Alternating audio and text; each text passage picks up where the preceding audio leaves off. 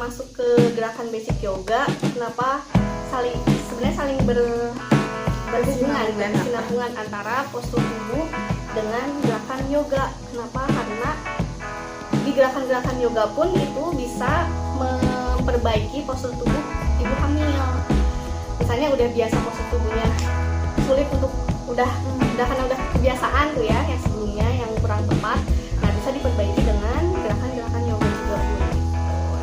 Kalau misalnya habis yoga kan biasanya kalau emang kita jarang olahraga tuh ya, kadang suka pegel-pegel, sakit badan. Nah itu normal nggak gitu kan? Nah bedanya sama cedera saat yoga itu seperti apa?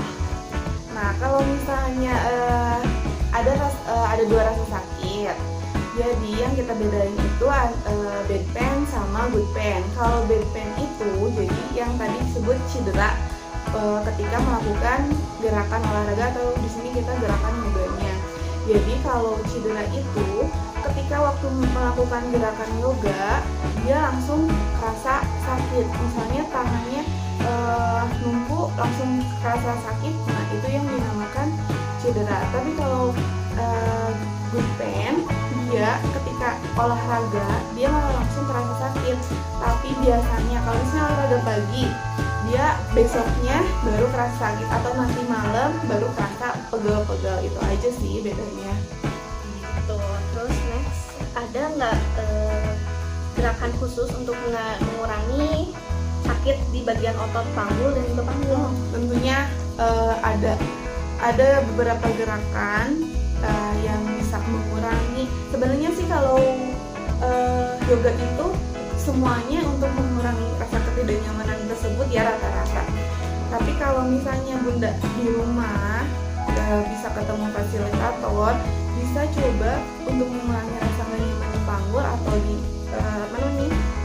punggung. Coba lebih panjangkan lagi si bagian tulang belakangnya. Coba cari-cari atau cari referensi gerakan-gerakan yoga apa aja yang bisa memanjangkan tulang belakang. Itu aja sih. Oke, sekarang next kita langsung ke gerakan basic yoga ya. Sini kita cuma ngasih beberapa gerakan yang sering dilakukan dalam yoga dan mana yang salah. Bukan yang salah ya, yang tepat dan kurang tepat. Oke, yang pertama kita akan posisinya namanya table pose. Ini dasar banget dalam yoga. Oke, yang pertama, jadi bentuknya kayak ngerangkak gitu ya. Kayak ngerangkak, buka kakinya selebar panggul. Jadi jangan terlalu lebar, jangan juga terlalu sempit. Nah, si tulang kering ini coba tekan ke matras. Tekan ke matras, terus ini lurus, gak boleh drop. Nah, kalau drop kayak gini, mulai kerasa nanti pinggangnya sakit, panggulnya sakit, terus tulang simfisis yang otomatis menjadi menumpuk beban perut, bagian perutnya itu akan terasa semakin sakit. Nah, jadi ini harus lurus, panjangkan tulang belakangnya, kemudian tangannya buka selebar bahu. Buka tangannya selebar bahu. Jangan terlalu sempit, jangan juga terlalu lebar. Nah, jangan terlalu maju, jangan juga terlalu mundur. Tapi jarak antara bahu sama panggul jaraknya sama dengan pergelangan tangan ke lutut. Oke, kita cek. Nanti boleh misalnya di rumah sama suami atau ada keluarga, cek dari sini sampai panggul harus sejajar sama pergelangan tangan ke lutut gitu. Nah, si ini tetap harus dibuka, jadi nggak boleh nutup. Untuk apa? Ya tadi biar si nafasnya lebih lega, nggak ada sesak. Nah, pandangan boleh ke depan dulu. Nah, oke. Ini yang dinamakan dengan table pose. Pose kedua, ada yang namanya cat cow. Jadi ini buat mengoptimalisasikan posisi janin. Terus ketika nanti di ruang bersalin, Bunda boleh coba posisi ini agar si pembukaannya lebih cepat, bayinya turun lebih cepat. Oke, yang pertama posisinya tetap table pose seperti ini. Kemudian tarik nafas, pandangan boleh lihat ke depan atau lihat ke atas. Lebih panjangkan lagi tulang belakangnya. Nah, kemudian buang nafas, dagu dada menempel, lihat ke pandangan lihat ke perut, lengkungkan tulang belakangnya. Kelihatan kan? Jadi kayak kucing lagi marah, dia melengkung. Nah, ini bawa masuk lagi panggulnya. Berikutnya kita ada balancing pose. Jadi dia buat menyeimbangkan si rahimnya. Yang tadi misalnya Bunda udah kebiasaan kalau lagi belanja, lagi berdiri, si panggulnya mencong kiri mencong kanan. Nah, di sini sedikit diperbaiki. Oke. Yang pertama masih tetap dia di table pose. Posisi pertama table pose. Kemudian coba jejakkan salah satu kakinya. Di sini kita gunakan kaki kanan. Oh, boleh kaki kiri biar kelihatan. Nah, jejakkan kakinya ke belakang, luruskan panggulnya lurus, bahu sama kaki dia harus lurus, nggak boleh miring kiri, miring kanan. Nah, setelah itu sudah seimbang, bawa angkat kakinya setinggi panggul, kelihatan setinggi panggul, luruskan kembali. Nah, seimbangkan tubuhnya, sudah seimbang, perlahan-lahan tarik nafas, angkat tangan yang satunya. Jadi tangan sama kaki harus berseberangan. Nggak boleh misalnya yang diangkat kaki kiri, tangan kiri diangkat. Enggak, dia otomatis agak oleng kalau yang belum terbiasa. Oke, boleh tahan 3 kali siklus nafas. Sudah 3 kali siklus nafas, buang nafas, turunkan kaki dan tangannya.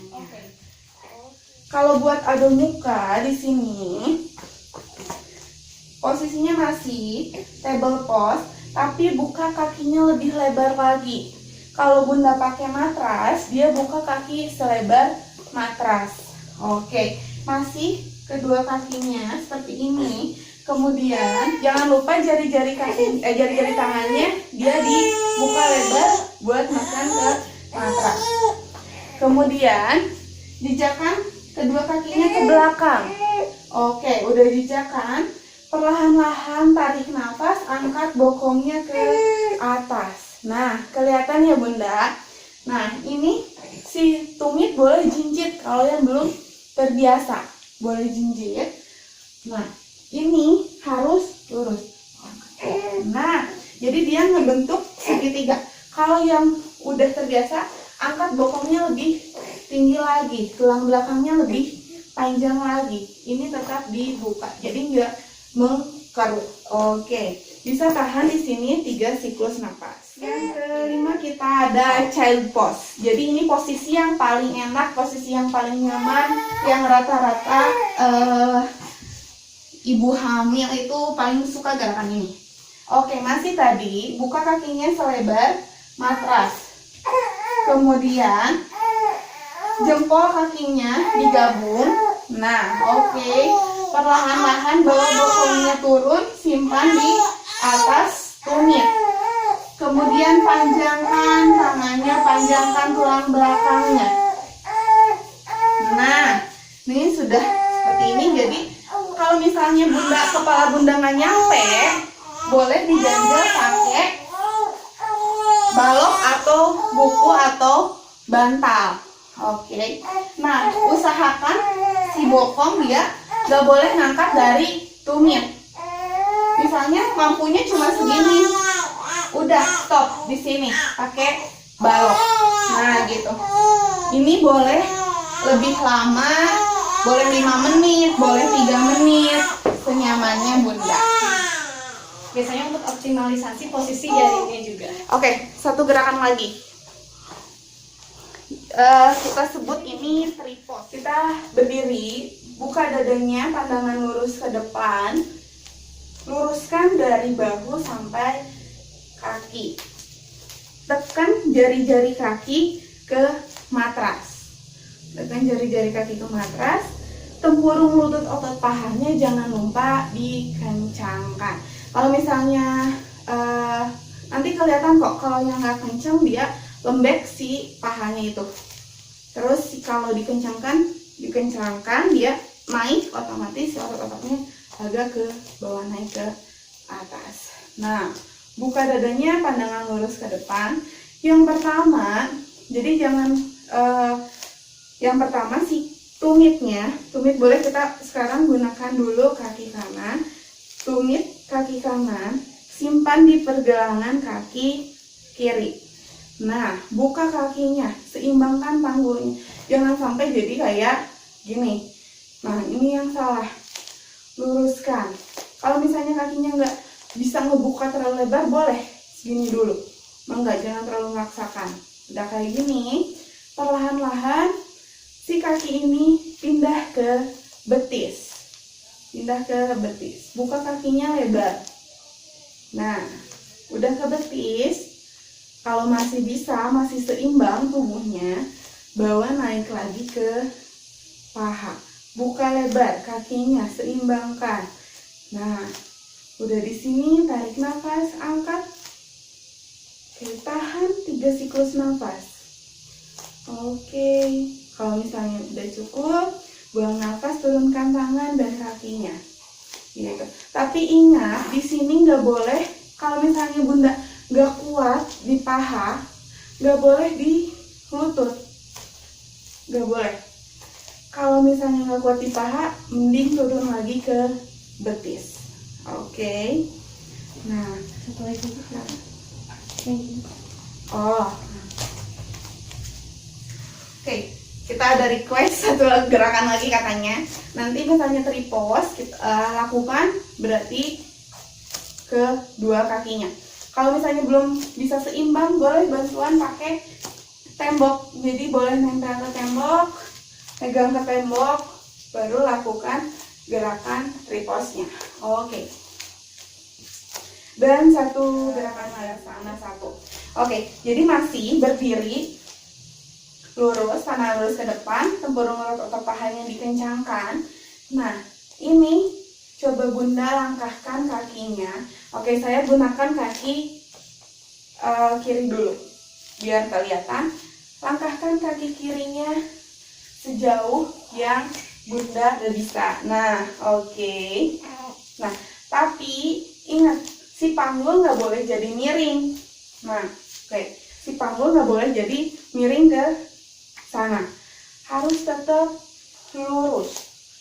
Luruskan. Oke, kelihatan. Kalau misalnya, kalau tambah lebar kok tambah miring sih si panggulnya. Oke, persempit dulu. Kalau segini, Bunda bisanya cuma segini. Oke, cukup di sini.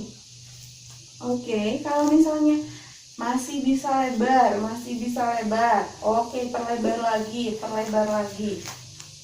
Nah, misalnya cukup segini. Oke, stop di sini. Oke, udah seimbang. Nah, biar Bunda tahu si posisi panggulnya miring atau enggak, boleh tangannya simpan di pinggang. Nah, berarti kan kalau miring, otomatis si tangan itu ngadepnya ke sana. Oke, putar. Nah, udah diputar kayak gini.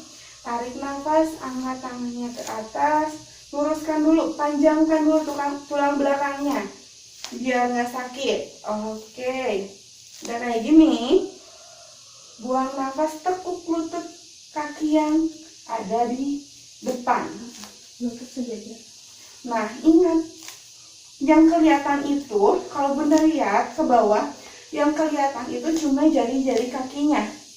Ini harus sejajar, nggak boleh miring kiri atau miring kanan.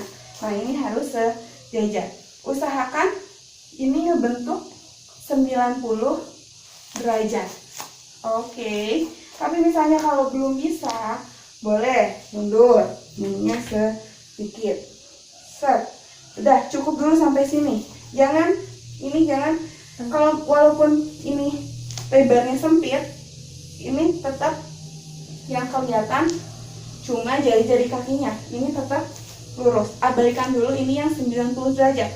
Kalau maksain ini 90 derajat, jadi lutut yang jadi patokannya. Dia akan bebannya ada di lutut. Ini berat. Nanti akhirnya lututnya sakit dan banyak keluhan lain. Perlu gerakan yang benar, postur yoga gerakan yoga basic yang benar. Betul. Jadi pada saat nanti Bunda berlatih di rumah,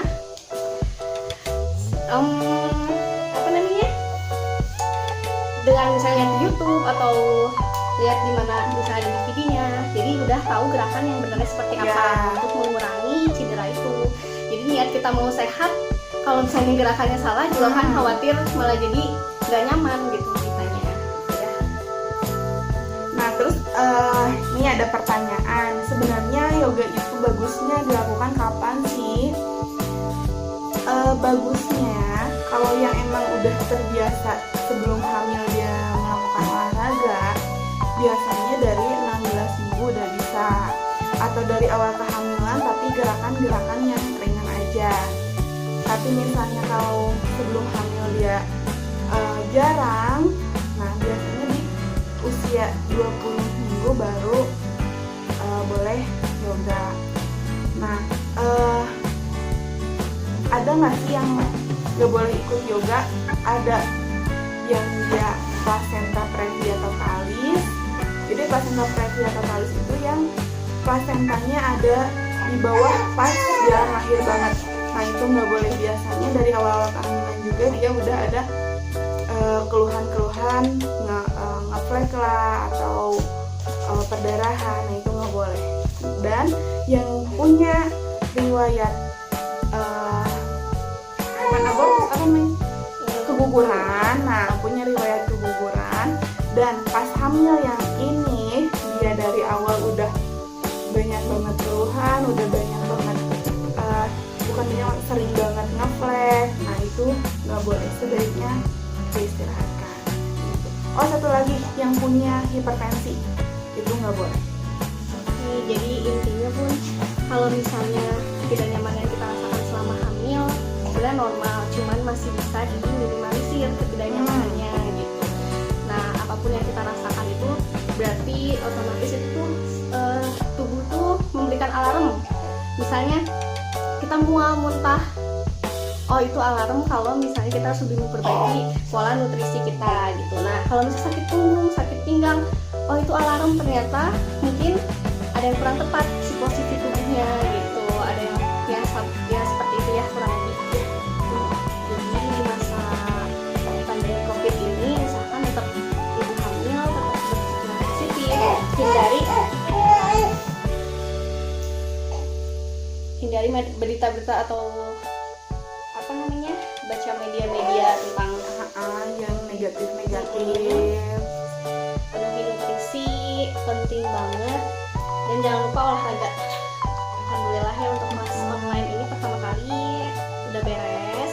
Terima kasih untuk bunda-bunda yang sudah menyempatkan waktunya untuk nonton video ini. Itu semoga bermanfaat dan bisa dipraktekkan juga di rumah. Amin. Kita minta masukannya, kritiknya, sarannya, dan juga nanti di video selanjutnya mau bahas apa nih gitu. Nah mungkin untuk kali ini cukup sekian dari kita. Ada tambahan? Tetap jaga kondisi aja selama kehamilan, stay safe, stay healthy dengan berdayakan diri di rumah masing-masing gitu ya. Assalamualaikum Assalamualaikum warahmatullahi wabarakatuh.